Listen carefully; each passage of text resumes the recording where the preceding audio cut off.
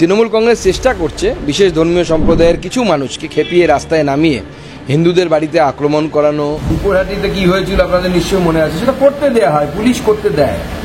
Police থাকলে পরে police যদি মনে করে আমরা করতে দেব না, কারণ ক্ষমতা আছে নাকি করবে?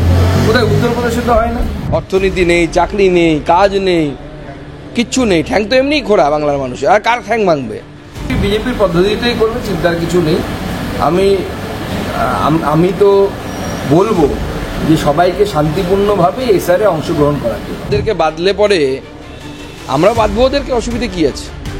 আমাদের দড়ি নেই বা হাত নেই এটা তো নয়। মমতা বন্দ্যোপাধ্যায় তার মুখ্যমন্ত্রী হওয়ার জন্য আপনার ছেলেকে বলি দিতে পারে, তার ঘরের কাউকে বলি দেবেন না। অভিষেক বন্দ্যোপাধ্যায়ের আমরা দেখছি যে মমতা বন্দ্যোপাধ্যায় বলছেন এসআইআর নামে এনআরসি চলছে। এই যে একই রকমভাবে যে ঘটনাগুলো দেখা যাচ্ছে, কোথাও গিয়ে সেই সিএ বা নুপুর শর্মার মতো ব্যাপার একই রকমভাবে হতে চলেছে। দেখুন, তৃণমূল কংগ্রেস চেষ্টা করছে বিশেষ ধর্মীয় সম্প্রদায়ের কিছু মানুষকে খেপিয়ে রাস্তায় নামিয়ে হিন্দুদের বাড়িতে আক্রমণ করানো, হিন্দুদের বিভিন্ন সংগঠনের মধ্যে আক্রমণ করানো, মন্দিরে হামলা করানো, এই ধরনের চেষ্টা তৃণমূলের তরফ থেকে সমানে হচ্ছে। আমাদের কাছে খবর আসছে যে আগামী মাসের 23 থেকে 27 এর মধ্যে কিন্তু এই ধরনের একটা ঘটনা ঘটানোর একটা চক্রান্ত তৃণমূল কংগ্রেস এবং অন্যান্যদের দ্বারা হচ্ছে। আমি সকল সম্প্রদায়ের মানুষকে আহ্বান জানাবো, তৃণমূলের কথায় কেউ মাঠে নামবেন না। তৃণমূল রাজনীতি করতে নেমেছে। মমতা বন্দ্যোপাধ্যায় তার মুখ্যমন্ত্রী হওয়ার জন্য আপনার ছেলেকে বলি দিতে পারে, তার ঘরের কাউকে বলি দেবেন না। সেজন্য আপনার ছেলে বা আপনার মেয়েকে বাঁচান। তার ঘরের ছেলে বা মেয়ে বলি হলে পরে তখন আপনি নামবেন, তাছাড়া নামবেন না। সুকান্তবাবু, এসআইআর শুরু হচ্ছে কিন্তু সেটা হয়ে গেল যে এনআরসি। দেখুন, এসআইআরকে নিয়ে মমতা বন্দ্যোপাধ্যায় এবং তার দলবল মিথ্যে কথা বলছেন, মিথ্যে প্রহসনের রাজনীতি করছেন, এবং এই রাজনীতি, ভয়ের রাজনীতি করেই এরা ক্ষমতায় টিকে থাকতে চায়। বাংলার মানুষ সঠিক উত্তর দিয়ে দেবে। বিজেপি কর্মীদের গাছে বেঁধে বা ল্যাম্পপোস্টে বেঁধে নিদান দিচ্ছেন অভিষেক বন্দ্যোপাধ্যায় কাগজ দেখাতে। দেখুন, আমাদেরকে বাদলে পরে আমরা বাঁধবো, ওদেরকে অসুবিধে কি আছে? আমাদের দড়ি নেই বা হাত নেই এটা তো নয়, আমাদের বড় বড় গাছও আছে, বাঁধবো। এই যে একের পর এক বিষয়গুলো উঠে আসছে, ও অভিষেক বন্দ্যোপাধ্যায় বলছেন ইলেকশন কমিশন ঘেরাও করবো, দিল্লি পুলিশ বা অমিত শাহ পুলিশের ক্ষমতা থাকলে আটকে দেখা। না না, এদের এই ধরনের কথাবার্তা ছাড়া এদের তো বলার মতো কিছু নেই। বাংলার মানুষকে কিছু দিয়েছে নাকি? বাংলার মানুষের ঠ্যাং তো এমনিই খোড়া করে দিয়েছে এরা। অর্থনীতি নেই, চাকরি নেই, কাজ নেই, কিচ্ছু নেই, ঠ্যাং তো এমনিই খোড়া বাংলার মানুষের, আর কার ঠ্যাং ভাঙবে? একটা শেষ প্রশ্ন, সারা বাংলার একটাই স্বর, জাস্টিস ফর প্রদীপ কর। সারা বাংলার একটাই স্বর, জাস্টিস ফর আরজি কর। উদ্ধার পশ্চিম মেদিনীপুরের ভোটারলিস্টে বাসিন্দা 2002 সালে ভোটার লিস্টের নাম না থাকায় দেশ ছাড়া হওয়ার আশঙ্কায় ভুগছিলেন বলে অভিযোগ করা হচ্ছে। দেখুন, 2002 সালের ভোটার লিস্টে নাম না থাকলে পরে, এবং তিনি যদি উদ্বাস্তু হিন্দু সম্প্রদায়ের মানুষ না হন, স্বাভাবিকভাবে তাকে দেশ ছাড়তে হবে।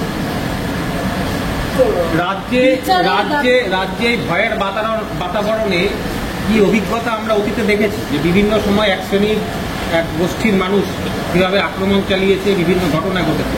যে পরিস্থিতি এই এসআইআরকে কেন্দ্র করে আবার ঘটতে চলেছে, অন্তত যে আশঙ্কা করা হচ্ছে, একদিকে মৃত্যু নিয়ে রাজনীতি, অন্যদিকে আন্দোলনের হুঁশিয়ারি, অন্যদিকে এক শ্রেণীর এক গোষ্ঠীর মানুষকে খেপিয়ে তোলার কথা আপনারা বলছেন।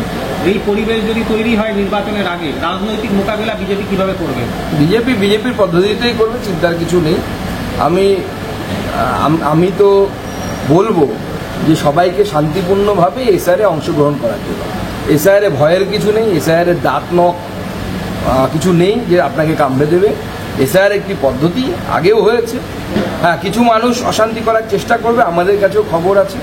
নভেম্বরের 23 তারিখ থেকে 27 তারিখ এই সময়ের মধ্যে একটা বিশেষ ধরনের অভিযান চালানোর কথা চিন্তা ভাবনা করা হচ্ছে। বিভিন্ন সাম্প্রদায়িক শক্তির পক্ষ থেকে এই ধরনের খবর আমাদের কাছে আসছে, আমরা তার উপর তীক্ষ্ণ নজর রেখেছি, উপযুক্ত জায়গায় জানাচ্ছিও আমরা। এর বিরুদ্ধে ভারতের এবং তথা পশ্চিমবঙ্গের সচেতন নাগরিকদেরকে সবাইকে ঐক্যবদ্ধ হয়ে নামতে হবে। এর আগে আমরা দেখেছি যে সিএ এর সময় বা নুপুর শর্মা কাণ্ডের সময়, সে সময় পশ্চিমবঙ্গ একটা অন্য চেহারা নিয়েছিল, আন্দোলনের নামে নানা কিছু দেখা গিয়েছিল। তার প্রচেষ্টা চলছে। অঙ্কুরহাটিতে কি হয়েছিল আপনাদের নিশ্চয়ই মনে আছে, সেটা করতে দেয়া হয়, পুলিশ করতে দেয়। পুলিশ থাকলে পরে পুলিশ যদি মনে করে আমরা করতে দেব না, কারণ ক্ষমতা আছে নাকি করবে? কোথায় উত্তরপ্রদেশে তো হয় না। উত্তরপ্রদেশে তো বরেলিতে গেছিল সবাই, পুলিশ কেমন চালিয়েছে লাঠি দেখেছেন তো। দে দানাদান সব বাউন্ডারির বাইরে, সব পালিয়ে গেছে। লঙ্গুর বাবা, হাঙ্গুর বাবা সব ভিতরে ঢুকে গেছে, যত বাবা আছে। কালকে সর্দার বল্লভভাই প্যাটেলের জন্মদিন উপলক্ষে কি কর্মসূচি নিচ্ছে না? কালকে আমরা রান ফর ইউনিটিতে সবাই অংশগ্রহণ করবো, আমরা সবাই দৌড়বো। কালকে যে ব্যক্তি আজ থেকে 150 বছর আগে জন্মগ্রহণ করেছিলেন এবং তিনি ভারতবর্ষের সমস্ত অঙ্গরাজ্যগুলোকে একত্রিত করে যে বিরাট ভারতবর্ষের রূপ দিয়েছিলেন, তার প্রতি শ্রদ্ধাশীল আমরা এবং তাকে স্মরণ করবো আমরা রান ফর ইউনিটির মধ্যে। প্রায় 1.5 বছর তার বিচারের দাবিতে এখনো অবস্থান রয়েছে অভয়কাণ্ড। তার বাবা মা বলছেন যে পাহাড় থেকে সাগর সমস্ত জায়গায় তারা অভিযান করবেন, দার্জিলিং থেকে সেই অভিযান শুরু হবে।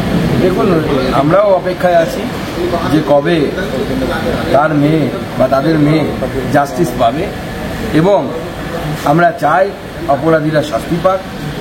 এবং পশ্চিমবঙ্গ পুলিশ যে কদিন তদন্ত করেছে, সেই তদন্তে যে পরিমাণ তথ্য প্রমাণ লোপাট হয়েছে, আমি জানি না যে আদৌ, আমি আগেও আশঙ্কা প্রকাশ করেছিলাম, আপনারা জানেন প্রায় 1 বছর আগেও আশঙ্কা প্রকাশ করেছি, ঘটনা শুরুর পরপরই করেছিলাম যে পশ্চিমবঙ্গ পুলিশ দেখা গেছে যে সমস্ত কেস হাতে নেয় এবং তারপরে সেটা কেন্দ্রীয় সংস্থার কাছে যায়, সেই সমস্ত কেসের ক্ষেত্রে কিন্তু কেন্দ্রীয় সংস্থার যে সাকসেস রেট, সেই সাকসেস রেট কম।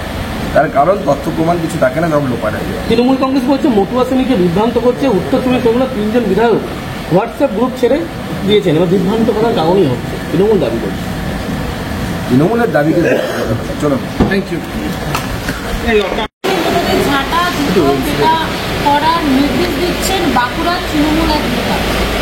দেখুন, এসআইআর তার সাথে বিজেপির কোনো সম্পর্ক নেই, নির্বাচন কমিশন এসআইআর করেছে, ঠিক আছে। তো যদি তৃণমূল কংগ্রেসের কোনো বক্তব্য থাকে, আমার মনে হয় সেই বক্তব্যটা ইলেকশন কমিশন অফ ইন্ডিয়াকে বলা উচিত, জানানো উচিত। এবার ইলেকশন কমিশন অফ ইন্ডিয়াকে ঝাঁটা মারবে না কি করবে তারা করুক। এসআইআর হচ্ছে রাজ্যে, কিন্তু তৃণমূল এনআরসি নিয়ে যে আতঙ্ক ছড়াচ্ছে এবং এসআইআর নিয়ে পথে নামছে তৃণমূল। এসআইআর এর বিরুদ্ধে পথে নামার উদ্দেশ্যটা কি আমি বুঝতে পারলাম না, তার কারণ এসআইআর নির্বাচন কমিশন করছে। কিন্তু নির্বাচন কমিশনের বিরুদ্ধে পথে কোনো রাজনৈতিক দল নামবে, এই ধরনের অভূতপূর্ব পরিস্থিতি এর আগে তো ভারতবর্ষে কোনো তৈরি হয়নি। পিপলস রিপ্রেজেন্টেটিভ অ্যাক্টে এর কোনো প্রভিশনও মনে হয় নেই। তো আগামী দিনে হয়তো সংবিধান সভা, মানে আমাদের লোকসভা, রাজ্যসভা এরা ভাববে যে এই ধরনের কী আইন করা যায় যে নির্বাচন কমিশন গোটা দেশের রাজনৈতিক দলগুলোকে মান্যতা দিচ্ছে, তার বিরুদ্ধে যদি কেউ আন্দোলনে নামে, সেই দলের বৈধতা থাকা উচিত কি না উচিত, এই বিষয়ে বিশেষজ্ঞরা যারা আছেন, যারা সংবিধান বোদ্ধা, তারা বলবেন। তবে এই অভূতপূর্ব পরিস্থিতি এর আগে ভারতবর্ষে কোথাও তৈরি হয়নি, মমতা বন্দ্যোপাধ্যায় তৈরি করেছে। আরো ভালো ভালো খবর দেখতে সাবস্ক্রাইব করুন বাংলা হান্টের ইউটিউব চ্যানেল। বাংলা হান্টের আরো খবর দেখতে নজর রাখুন। বাংলা খবর মানেই বাংলা হান্ট।